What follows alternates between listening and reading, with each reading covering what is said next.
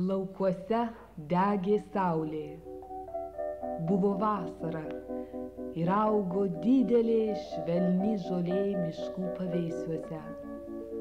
Nuo upių pūtė šiltas vėjas atgalios. Ir aš ėjau per žemę žydinčią, apsvaigę saulės spinduliuos. Praeidamas, mačiau artojų didelės šeimas, pasklidusias laukų platybėse. Regėjau jų nenykstančių darbų dienas ir nerames jų poilsio naktis. Pribrendę buvo jau laukai ir viršum jų, tarsi lėna, rami dvasia, pleveno didelė pjūties rimtis. Paskui regėjau sunkų triūsą. Iš reto plakė šiurkščios darbininkų širdys, bronziniai jų veidai ir šaltos akys spinduliavo laisvės ir jėgos grožiu. Jų rankos buvo kietos, grubios, pajuodavę ir suskirdę. Jų sielos aiškios, šviesios lyg mažų vaikų. Galvojau apie juos, parimęs pakelės žolėj, akis į mėlynas erdves įsmeigęs. Galvojau apie jų gyvenimą ir būsimas kartas, kurios atėję žemėn augs, subręs ir kai jau bus diena šviesioji pasibaigus, mirtin nulenks be baimės galvas išdidžias. Aš supratau tada žydėjimo ir subrendimo prasmę gilią. Ir buvo sieloj taip ramu, kai ūžė vėjas kalvose, kai žemė, upių vandenys ir tamsūs mėlyni miškai giedojo tyliai: gyvenk per mus, kad mes galėtum amžinai gyventi per tave. Bet kartą baigės vasara.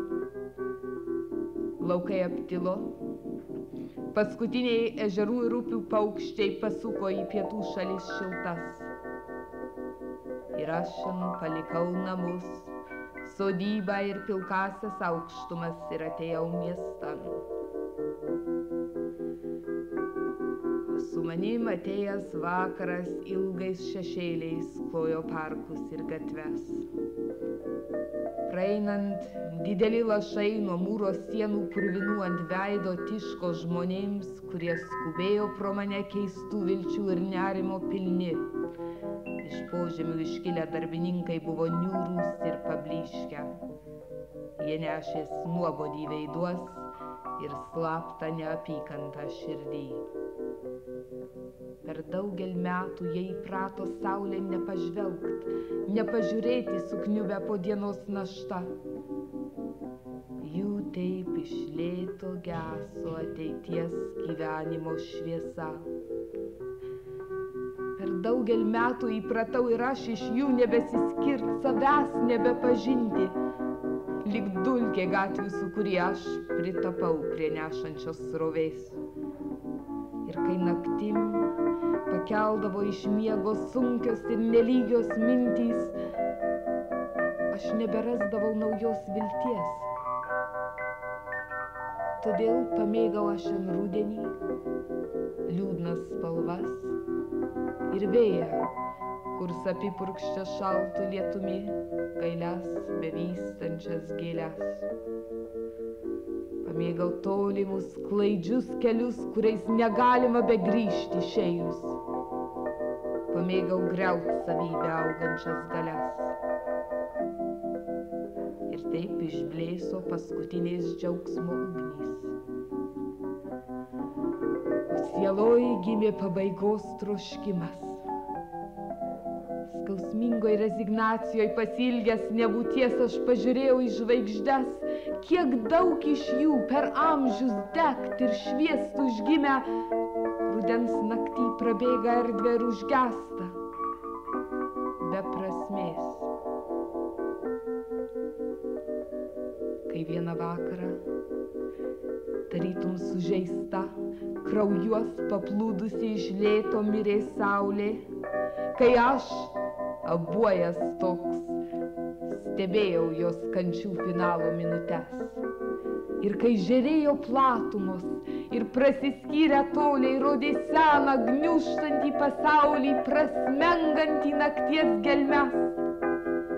Aš pajutau gyvybę, jėgą darbui ir gyvenimui sugrįžtant. Aš pajutau lyg įkvėpimo ugnį plūstant kraujo takuose ir nuostabų budrumą, begalinį ryžtą užvaldantį mane.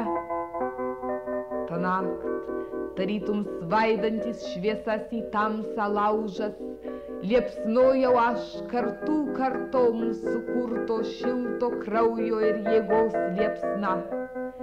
Gyvybės upė, skausmo ir mirties ledus palaužus, tekėjo ateities linkme. Ta nakt regėjau žodį įkvėpimo liepsnose lyg naują saulę žėrint. Ta nakt ritmingai plakė žemės didelė širdis. Iš sielos, lyg šaltiniui prasivėrus, ištryško ateities vaizdų grandis. Ir žodį tobulajam rutuly nušvito naujas nemirštas pasaulis. Jame skendėjo vandenynai ir žvalgėsi aplink kalnų viršūnės išdidžiai. Ir amžinųjų vasarų kaitriojoj saulei žydėjo mano žemdirbių tėvynės kalvos ir laukai.